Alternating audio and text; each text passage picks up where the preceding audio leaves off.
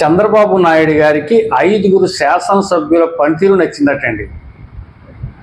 అంటే ఆయన ప్రతి నెల మార్కులు వేస్తున్నాడు, ర్యాంకింగ్ ఇస్తూ ఉన్నాడు.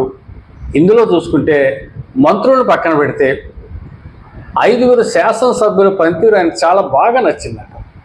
నిజంగా ఈ 5 శాసనసభ్యుల పేర్లు చెప్తే మీరు ఆశ్చర్యపోతారు. ఎందుకంటానంటే సాధారణంగా మంత్రుల్ని బాగా సీరియస్గా చూసుకుంటాడు మన సీఎం గారు. తర్వాత ఎమ్మెల్యేలు చూసుకుంటాడు, కానీ వాళ్ళ పనితీరు బట్టి అంతగా ఆశ్చర్యపడతాం. ఓకే, బాగున్నారు, బాగోలేదు అంతే. కానీ మంత్రుల విషయానికి వస్తే వాళ్ళ మీద ఒక యాక్షన్ తీసుకోవటం, లేకపోతే వాళ్ళు పిలిచి మందలించక సీరియస్గా తీసుకుంటాడు. కానీ ఇక్కడ ఏమైందంటే 5 ఎమ్మెల్యేల పనితీరు చూసి అతను ఆశ్చర్యపోయాడు. చాలా బాగా చేస్తున్నారు, నేను ఊహించలేదే, వీళ్ళు ఎంత బాగా చేస్తున్నారు, ఇప్పుడు దాకా నా దృష్టికి రాలేదే అని చెప్పేసి అతను తెగ మెచ్చుకున్నాడు. నిజంగా 5 పేర్లు చెప్తే వీళ్ళు ఎంత యాక్టివ్గా ఉన్నారని మీకు అనిపిస్తారు. అంత ఇంట్రెస్టింగ్. వాళ్ళు ఏ రంగాలు యాక్టివ్గా ఉన్నదో కూడా చెప్తే మీకు ఇంకా ఆశ్చర్యపోతారు. మీరు ఏంటి వీళ్ళకి ఈ వయసులో ఈ వ్యవహారంలో వీళ్ళు ఇంత సీరియస్గా ఉన్నారు, ఇంత షార్ప్గా ఉన్నారా అనిపిస్తారు. వీళ్ళేమి కొత్తగా నగ్గిన శాసనసభ్యులు కాదు, ఏదో ఒకళ్ళే ఉన్నారు ఇందులో. మిగతా వాళ్ళు పాత వాళ్ళే. ఇంకా మీకు క్లియర్గా చెప్పాలంటే పెద్ద వయసు వాళ్ళే. అయినా కానీ యువ ఎమ్మెల్యేలతో సమానంగా కాదు, యువ ఎమ్మెల్యేలు మించి పోటీపడి పనిచేసి చంద్రబాబు నాయుడు గారి దృష్టిని ఆకర్షించారండి. ఆ వివరాలు ఇప్పుడు మనం తీసుకోవాలంటే ఫస్ట్ ఎవరంటే ముమ్మిడివరం శాసనసభ్యులు, కోనసీమ జిల్లా ముమ్మిడివరం శాసనసభ్యులు దాట్ల సుబ్బరాజు గారు. ఇతను రెండోసారి శాసనసభ్యుడయ్యాడు. 2014లో ఒకసారి శాసనసభ్యుడయ్యాడు. తర్వాత ఇది 2024లో రెండోసారి శాసనసభ్యులు అయ్యాడు.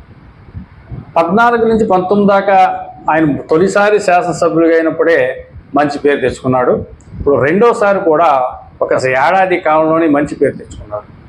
ఎలాగంటే మంచి పేరు, ఫస్ట్ ఆఫ్ ఆల్ సౌమ్యుడు, వివాదరహితుడు, నిజాయితీపరుడు.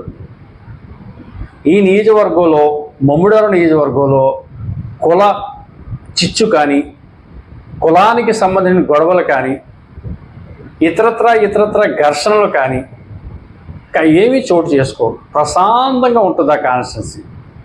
అక్కడ ఉంటే పోలీస్ స్టేషన్లో చిన్న దొమ్మి కేసులు తప్పితే సీరియస్ ఇష్యూలు, స్టేట్ లెవెల్ ఇష్యూలు అక్కడైతే ఏం ఉండట్లేదు. ఇతను వచ్చే కానీ గత వైసీపీ పాలన అయితే భయంకరమైన గొడవలు జరిగాయి, భయంకరమైన కుల చిచ్చులు పడ్డాయి అక్కడ. ఇప్పుడు ఏమీ లేవు. రెండోది, ఎమ్మెల్యే గారు కార్యకర్తలతో కలిసిపోయే తీరు చంద్రబాబు నాయుడు గారిని బాగా ఆకట్టుకుంది. చాలా చక్కగా ఆయన కలిసి వెళ్ళిపోవటం, అందరినీ కూడా కలుపుగోలుతనంగా ఉండటం, మురమళ్ళలో ఇతను కొన్నటువంటి ఆఫీస్కి వాళ్ళందరూ వస్తే ఈయన అందుబాటులో ఉండటం, ఏ కార్యక్రమానికి పిలిచినా ఏమాత్రం అవకాశం ఉన్నా ఈయన వెళ్ళిపోవటం, వాళ్ళందరితో పేరున మాట్లాడి పలకరించి వాళ్ళకి కావాల్సిన అవసరాలు తీర్చడం. ఇక రెండోది ఏంటంటే జనసేనతో మంచి మైత్రిని మెయింటైన్ చేయటం, ఫ్రెండ్లీ ఎక్కువ. జనసేన వాళ్ళు ఎక్కడ కూడా హర్ట్ కాకుండా, వాళ్ళని ఏమి ఇబ్బంది పెట్టకుండా, టీడీపీ వాళ్ళతో సమానంగా జనసేన, సమానంగా బీజేపీ, ఈ 3 పార్టీలని సమానంగా చూడటం, ముగ్గురు కార్యకర్తలకి సమానమైనటువంటి నామినేటెడ్ పదవులు కావచ్చు, వర్కులు కావచ్చు, ఏదైనా సరే వాళ్ళు సమానంగా చూడటం. సో ఈ అన్ని అంశాల్లో కూడా దాట్ల సుబ్బరాజు గారికి 10కి 10 పాయింట్లు వచ్చాయట. ఇతను ప్రభుత్వ చీఫ్ విప్గా కూడా ఉన్నారు. సో దీంతో చంద్రబాబు నాయుడు గారు ఇతను ప్రత్యేకమైనటువంటి మెచ్చిన త్వరలో వీళ్ళందరితో మీట్ పెడతాడు, అతను మాట్లాడతాడు, ఆయన స్వయంగా మాట్లాడతాడు. ఇక రెండో శాసనసభ్యులు ఎవరంటే రాజమండ్రి జిల్లా రాజమండ్రి రూరల్ గోరంట్ల బుచ్చి చౌదరి గారు. సాధారణంగా మనం ఏమనుకుంటామంటే బుచ్చి చౌదరి గారి విషయానికి వస్తే వయసు అయిపోయింది, ఏజ్ ఫ్యాక్టరు, ఏదో కాలక్షేపం చేస్తున్నాడేమో అని అనుకుంటాం. నేను అదే అనుకున్నాను. కానీ ఇతను నివేదిక చంద్రబాబు నాయుడు గారి దగ్గరికి వెళ్ళిన తర్వాత ఆయన ఆశ్చర్యపోయాడు, జనం కూడా ఆశ్చర్యపోయాడు. ఆయన సోషల్ మీడియాలో చాలా యాక్టివ్గా ఉన్నాడు. నాకు తెలిసిండే అతని వయసు 75+ ఉంటాయి. ఎన్టీఆర్ పార్టీ పెట్టిన తొలి నాళ్లలో ఎమ్మెల్యే అయిన వ్యక్తుల్లో అతను ఒకడు. మరి ఆ తరం వ్యక్తులకి ఈ యూట్యూబ్, వాట్సాప్, ట్విట్టరు ఈ అట్టే తెలియదు, చాలామందికి తెలియదు. యువతరమే వీళ్ళు చూస్తాయి కదా.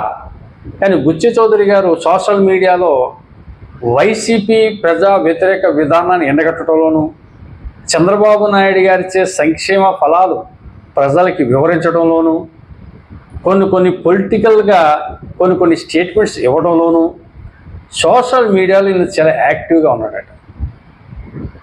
రెండోది, నియోజకవర్గంలో టీడీపీ కంచుకోట అది. అక్కడ టీడీపీలో కూడా ఇతను మంచి, అంటే ఎలా అంటే ఆ టీడీపీ కార్యకర్తల్ని అపారమైన గౌరవం, వాళ్ళకి నిత్యం అందుబాటులో ఉండటం, వాళ్ళకి ఏ అవసరమైనా ఈయన ఇల్లు వాలిపోవటం. అందుకే ఇతను తరపున ఇంకొకరిని పంపడం కాదు. ఇతను ఏదో మా ఎమ్మెల్యే గారి వయసు అయిపోయింది, వాళ్ళ అల్లుడు వస్తాడు, వాళ్ళ తమ్ముడు వస్తాడు, వాళ్ళ కొడుకు, ఇవేమీ కాదు. ఇతనే స్వయంగా వెళ్ళి స్వయంగా మాట్లాడటం, స్వయంగా వాడు పనులు చేయటం, వాళ్ళ శుభకార్యాన్ని పిలిచినా ఇంకోటి జరిగినా బుచ్చి చౌదరి గారు స్వయంగా వెళ్ళటం, ఇవన్నీ చంద్రబాబు నాయుడు గారి దృష్టికి వెళ్తుంటూ ఇతను కూడా 10కి 10 పాయింట్ వేయటం జరిగింది. ఇక మూడో వ్యక్తి ఎవరంటే కాకినాడ జిల్లా నిమ్మకాయల చినరాజప్ప గారు. ఇతను అదే వయసు, ఆల్మోస్ట్ బుచ్చ చౌదరి గారికి ఇతనికి ఏదో 2-3 ఏళ్ళు చిన్నోడు ఉండొచ్చేమో. కానీ ఇతను పెద్దాపురం నియోజకవర్గంలో లెగ్ వర్క్ చేటులో నెంబర్ 1 అనిపించున్నాడటండి. ఉదయం 7 గంటలకే కాన్స్టెన్సీలో అటెండెన్స్ వేయించుకుంటాడట, ప్రజలతో మమేకం అవుతాడట. అర్ధరాత్రి ఫోన్ చేసినా కానీ స్వయంగా ఫోన్ తీసే ఏకైక శాసనసభ్యుడు. ఇదంతా చంద్రబాబు నాయుడు గారికి వచ్చిన నివేదిక. ప్రజలతో సంపూర్ణంగా మమేకం అవటం, ప్రజలకు కావాల్సిన అవసరాలు తీర్చటం, ప్రజల్ని గౌరవించటం, నీతిగా పనిచేయటం, చంద్రబాబు నాయుడు గారు పెట్టే కార్యక్రమాలు ప్రజల్లోకి బాగా తీసుకెళ్ళటం, వీటితో పాటు ఈయన కూడా సోషల్ మీడియాలో చాలా యాక్టివ్గా ఉంటున్నాడట. సో ఈ విషయాల్లో కూడా రాజప్ప గారికి 10కి 10 పాయింట్లు పడ్డాయి. ఇతని మీద ఒక కంప్లైంట్ కూడా లేదు. ఇతను 3వసారి ఇక్కడ శాసనసభ్యుడిగా పనిచేయటం. యాక్చువల్లీ చెప్పాలంటే రాజప్ప గారిది పెద్దాపురం కాదు, కోనసీమ వాసిని పట్టుకొచ్చి 2014లో చంద్రబాబు నాయుడు గారు ఇక్కడ శాసనసభ్యులుగా టికెట్ ఇప్పితే 14లో ఘన విజయం సాధించాడు, 19లో ఎదురు గాలిలో కూడా విజయం సాధించాడు, 24లో మళ్ళీ విజయం సాధించాడు. ఇతనికి పెద్దాపురం కాన్స్టిట్యున్సీలో మంచి పేరు. పార్టీలకు అతీతంగా రాజప్ప అంటే ఒక బ్రాండ్ కింద జనం ఇతను చూస్తారు, ఒక ఇంట్లో మనిషి కింద చూస్తారు. ఇతను కూడా ఎవరి ఇంట్లో అయినా ఏదైనా అశుభం జరిగినా శుభం జరిగినా ఫస్ట్ వాలిపోయే వ్యక్తి అంటే రాజప్ప. సో ఇది అంతా కూడా చంద్రబాబు నాయుడు గారి దృష్టికి వెళ్ళింది. ఇతను కూడా 10కి 10 పాయింట్లు పడిపోయాడు. ఇక 4వ ఎవరంటే విజయవాడ తూర్పు ఎమ్మెల్యే గద్దె రామ్మోహన్ రావు గారు. ఇతను సీనియర్ మోస్టే. ఇతను ప్రజల్లో బాగా మమేకం అవుతున్నాడట, ప్రజల కోసం కష్టపడి పనిచేస్తున్నాడట. చంద్రబాబు నాయుడు గారిచే సూపర్ 6 పథకాల విషయంలో ప్రజలకి ఉన్నటువంటి డౌట్స్ అన్నీ కూడా నివృత్తి చేసి వాళ్ళ సాటిస్ఫై చేయటంలో ఇతనికి మంచి మార్కులు వచ్చాయి. ఇతనికి 10కి 10 రాలేదు, కానీ ఇతనికి ఒక మైనస్ ఉంది, 2 మైనస్ ఉన్నాయి. 1 సోషల్ మీడియాలో కాస్త వీక్గా ఉన్నాడట, 2 స్టేజ్ మీద మాట్లాడేటప్పుడు కాస్త తడబాటు వస్తుందట. ఇవి 2 మైనస్ వస్తే ఒక 10కి 7 పాయింట్లు వచ్చాయి. సో చంద్రబాబు నాయుడు గారు ఓకే బెటర్, ఈ మైనస్లు కవర్ చేసుకుంటాడులే అని చెప్పి అన్నారట. ఇక ఫైనల్గా కొవ్వూరు శాసనసభ్యురాలు మేడం ప్రశాంత్ రెడ్డి గారు. మరి మొన్న ప్రసన్న కుమార్ రెడ్డి పేలినటి ప్రేలాపనకు మరి ఈమె ఏమీ మానసికమైన క్షోభ గురి కాకుండా ప్రజలతో తనకు జరిగినట్టు అవమానాన్ని చెప్పుకొని సోషల్ మీడియాలో గొప్పగా వైరల్ అయ్యి తెలుగుదేశం పార్టీలో ఉన్నటువంటి మహిళల్లో కూడా ఎక్కలేని చైతన్యం తీసుకొచ్చింది. సో ఈ విషయం చంద్రబాబు నాయుడు గారికి బాగా నచ్చింది. జగన్ దిగి వచ్చి ఆ నియోజకవర్గంలో ఈమె మీద బూతులు తిట్టినటువంటి ఆ ప్రసన్న కుమార్ రెడ్డిని పరామర్శించినప్పుడు కూడా ఈమె కౌంటర్ స్ట్రాంగ్గా ఇచ్చింది సోషల్ మీడియాలో.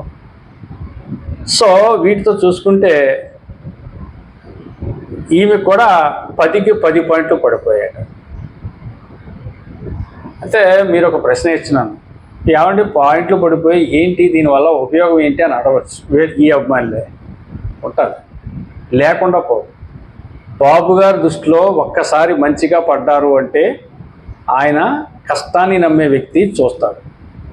కాబట్టి ఈ 5 శాసనసభ్యుల యొక్క ఆ బయోడేటా, వాళ్ళ యొక్క పనితీరు అంతా కూడా చంద్రబాబు నాయుడు గారి పర్సనల్ ఫైల్లో